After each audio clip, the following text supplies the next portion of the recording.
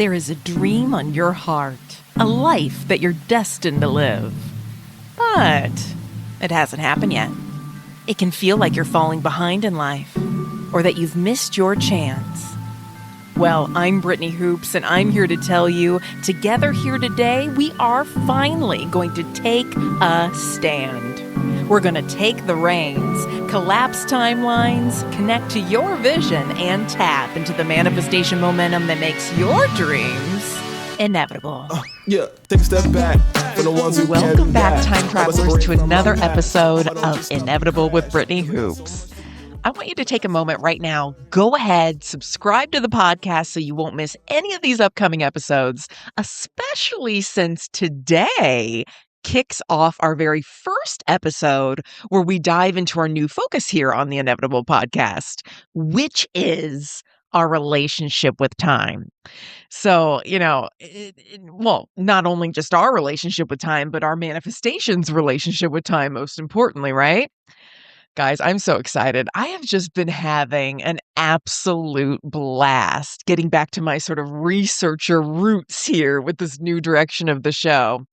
If you don't know, I used to be a researcher before I became, a hypnotherapist, podcaster, creator, full time. And so there's a part of me that sort of still geeks the F out when I put my researcher cap on and I go to town with this stuff. So I just personally have always been drawn to go really deep into a subject. And, that used to be for such a long time how I would describe my purpose in life. It was curiosity and conversation. And I think that still applies. I think it's expanded in a much bigger way. But the curiosity point, the researching point, the wanting to learn and dissect and talk about and of course that leads into the conversation point, still very much holds true. And I just love going deep into a subject, really understanding it from all angles. I guess it's the projector in me, but I just love to study, and I'm not really interested in surface level conversations. I mean, other people, they can do that. If you want to go deep, you're in the right place. So that's what you're going to get here. Instead, we're going to take a concept, we're going to look at it through one lens, we're going to see how we can apply what we learn to our manifestations so that you're really doing the deep, more advanced work. And that doesn't mean that you have to understand it at an advanced level. That's what I'm going to help you do. But you're going to get advanced results. So that's why I want to kick off this 3-part series here where we're going to look at time and manifestation and why we might be feeling late in life through the lens of quantum physics. So today's episode is part 1, so buckle up and don't freak out. Like I said, my job is to sort of take you by the hand and make this super easy to understand. I did all the heavy lifting for you, okay? And by the end of this series, you're going to understand how fundamental scientific laws can be applied to your ability to manifest.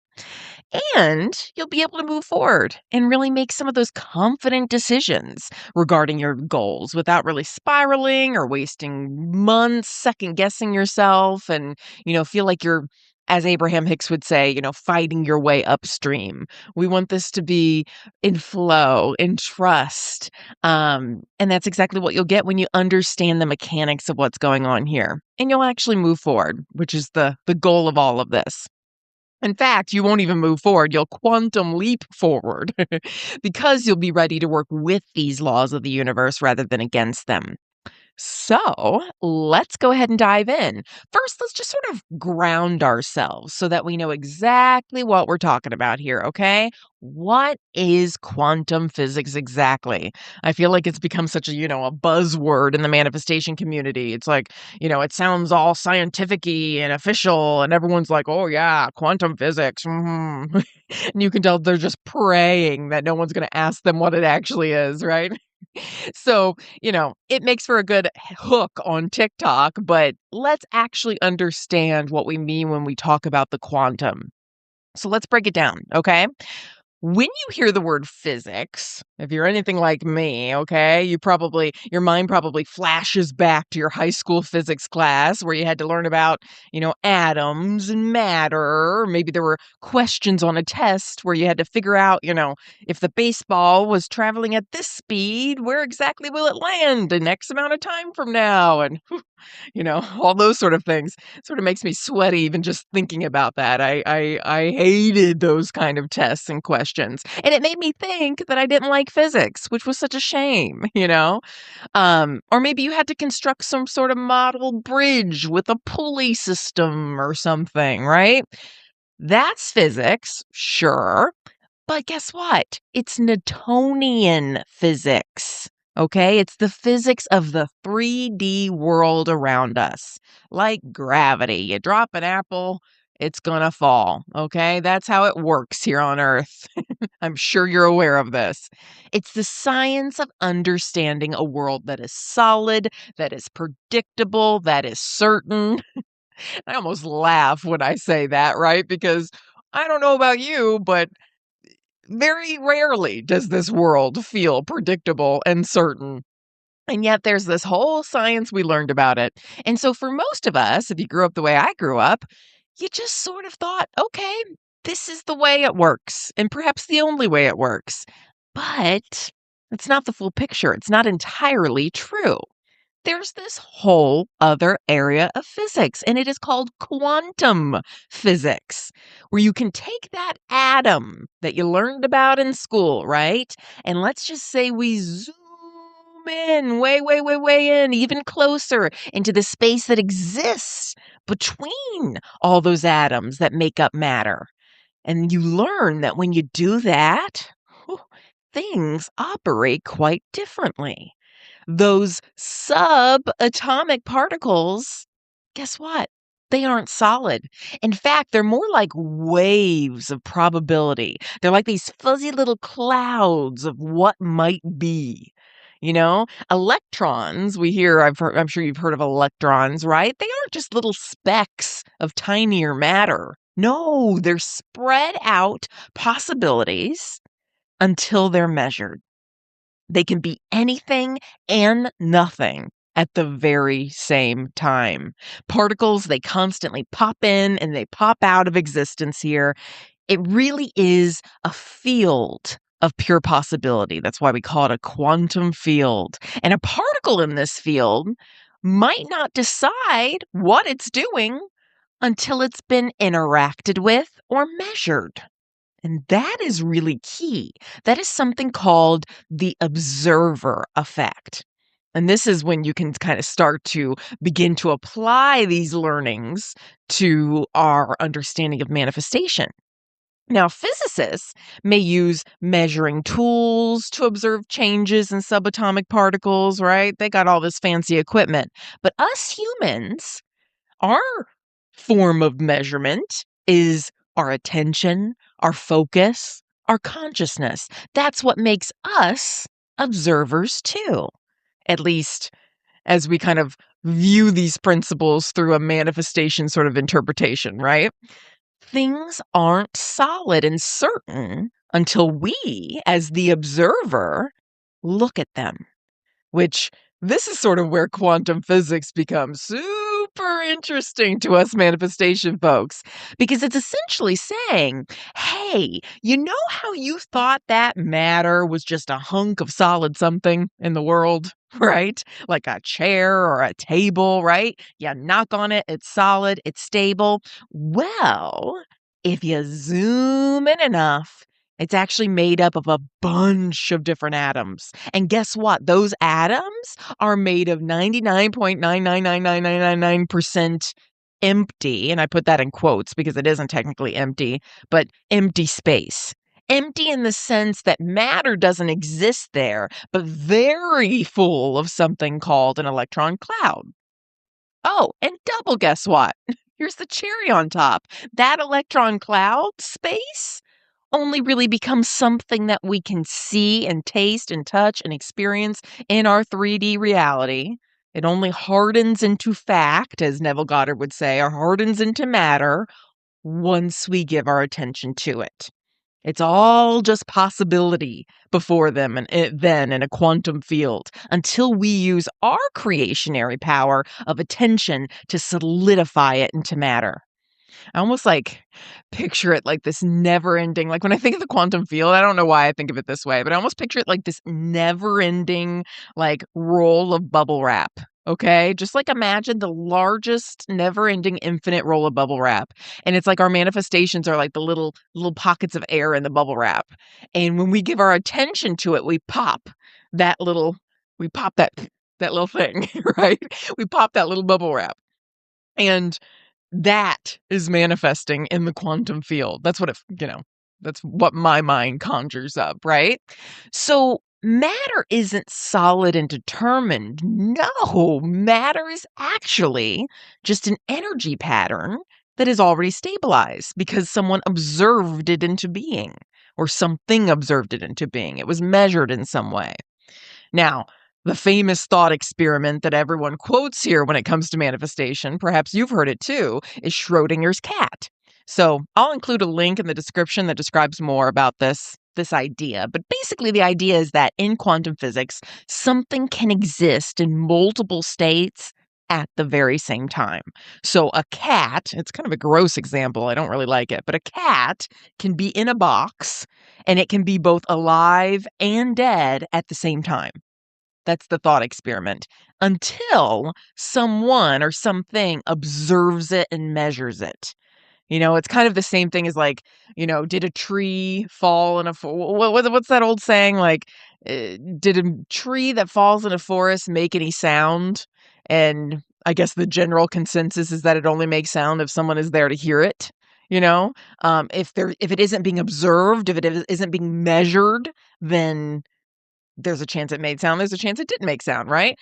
Until this cat is being observed or measured, it could be dead or alive in this box. Observation is what seems to decide outcomes in a quantum world. Now, why this is important to us manifestors? Well, guess what? We are the masters of observation. It's what we do all day, each and every day. And so many of us like to think that it works kind of this way, right? That we just observe solid matter. Like, here's what most people think. Step one, the 3D world of matter just exists. It just is. That's just how reality is, Brittany.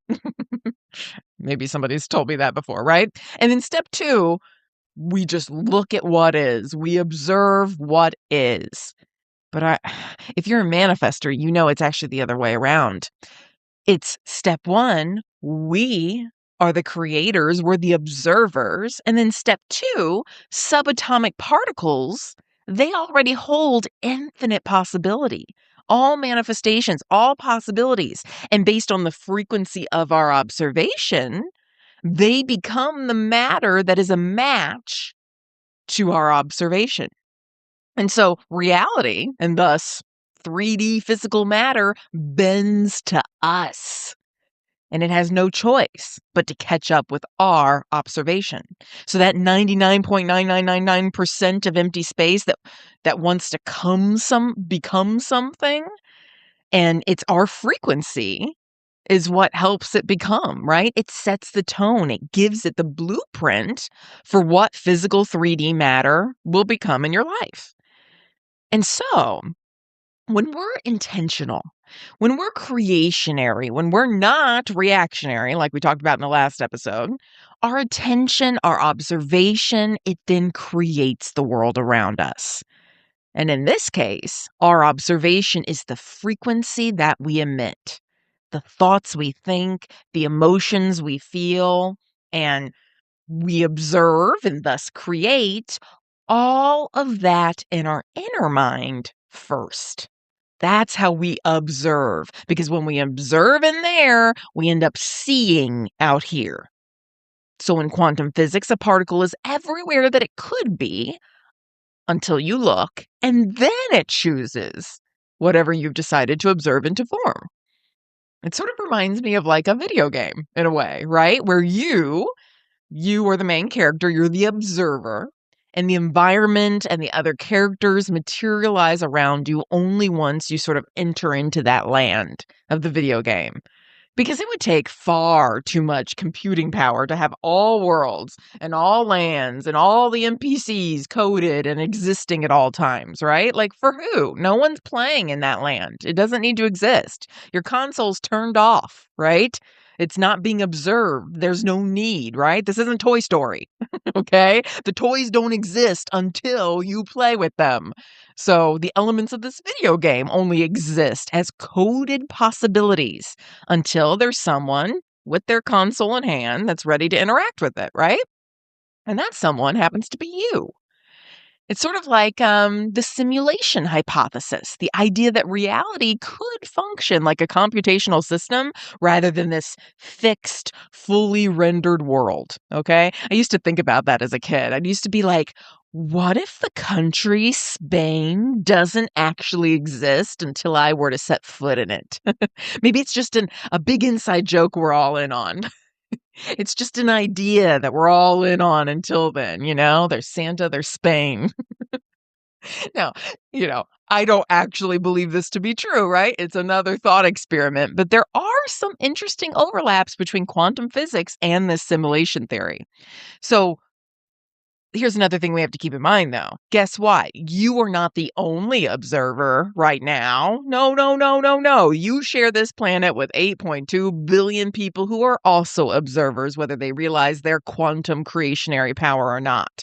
So if reality is just a bunch of probabilities until it is observed, well, that's kind of like a video game where the environment isn't fully rendered until the player enters that area. If observation changes outcomes, then the video game collapses all those possibilities into one single outcome only when there's an interaction that's happening. Video game systems design would essentially say, hey, we don't need to go render this leaf on a video game tree if Brittany ain't going to visit that land right now, right? If she's not at that level, we don't need to render it yet, okay? You could also think of it this way. I'll use an example from my life earlier today, okay? I went on Amazon.com. I wanted to buy a few new baseball caps. If you know me any at all, or if you watch this video version of the show, I'm usually rocking a baseball cap like I am here right now, especially on days where my bangs are not really cooperating. But, that's another story. So I go on Amazon, right? Let's get a baseball cap. That's where I usually get them.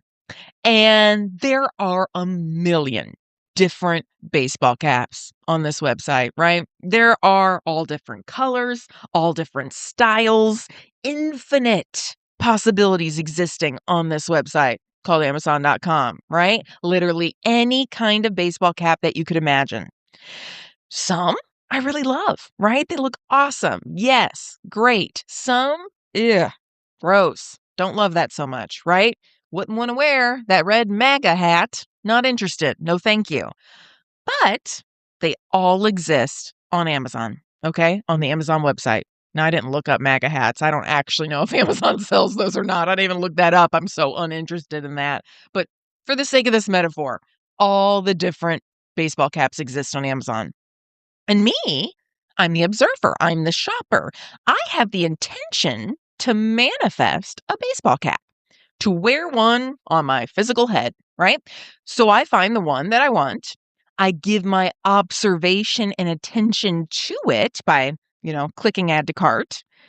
And I don't just add it to my cart or look at it or give my attention to it or observe it, I don't do that to the baseball caps that I don't want. I don't want to add those ugly ones to my cart. I wouldn't do that because if I were to add the ones I don't want to my cart and then check out, guess what would be on my doorstep the next day since I have Prime? An ugly ass baseball cap. And I don't want that. I don't want to manifest that. So I'm not going to add that to my cart. I only want the pretty ones. So I only add the pretty ones to my cart. The ones that I want to my cart, I only observe those. And once I do that and then I check out, what do you know? Tomorrow, sometime between the hours of 7 and 11 a.m., I'm going to be unboxing my baseball cap, which is my manifestation. And what once only used to be a possibility in an endless sea of baseball caps on a never-ending website for me is now physical matters that I can hold in my hands and I can put on my head. Okay. And it's only in my hands and it's only on my head because I had the intention. I observed which one I wanted and I excluded those that I didn't want. And I made the decision to put it in my cart and buy it. Okay. That's what you have to do with your manifestations. Now, if your manifestation exists on Amazon.com, then this is pretty straightforward for you. Just go and buy it. If not, take this metaphor for what it is intended to be, right? And we can use other principles of quantum physics to help. Now, I love this metaphor because it sort of highlights how silly of a trap it is to fall into like lack or scarcity mindset, right? Like imagine if you were on Amazon and you were like, oh my gosh, I'm running out of time for getting my manifestation, my baseball cap. And you're just running around your house. You're pulling out your hair. You're telling your friends about it. I'm running out of time. I'm running out of time. You're sulking in your bedroom about it. You're just thinking and you're thinking about it constantly. Just staring at that empty cart, hearing the clock ticking, the time passing, and you still don't have that baseball cap. And I imagine the universe at this point would just sort of lovingly pick up your phone or your laptop, whatever you're using, and sort of grab you by the shoulders and just shake you a little bit and say, yo, put that baseball cap in your cart and check out. Put the time in your cart and check out. Then it will come. Stop spending all your time worrying about it not coming and just freaking order it already. I know it sounds super simplistic when you put it that way, right? But I assure you, it really, truly is that easy. Because you are an observer. And if you observe running out of time, you will manifest nothing in your cart but running out of time. Okay. And if you observe your baseball cap, which is your manifestation, you will manifest that instead. So I hope you take away from this today that reality isn't fixed or set in any sort of predetermined way, right? And that should be music to any manifestor's ears. Reality is responsive to you, the observer. You are an observer before you can become a participant. Right? We observe and then we get to participate in that in which we manifested. It's not the other way around. So make sure what you're observing into being is what you want to participate in, what you want to experience, because there are endless possibilities out there for you, just waiting for your attention to bring them into being. Your observation and attention is so powerful. I've said this in past episodes, but it is one of the most powerful qualities, abilities, capabilities that you have. So if you found this episode helpful, I want you to be sure to subscribe to the show. Go ahead, share it with someone who you know could benefit from that reminder that they hold this power too. They get to actively shape what is real rather than react to what I call the old crusty manifestations. Old crusty manifestations are just things that other people have observed into reality already. And you're participating in what they've observed. That doesn't mean you got to keep observing them too. You can be the observer. I don't want leftover reality scraps. Okay. That's not how I live my life. I want fresh baked reality, homemade reality of my own, right? And you do too. So remembering that you're an observer, a creator, is the most important thing to remember and really the most costly thing to forget. And in our next 2 episodes, parts 2 and 3 that are coming right up, we are going to dive even further into quantum physics to explore the past, the present, and the future, and how you can quantum leap into your ideal life. So I'll catch you there. I don't know.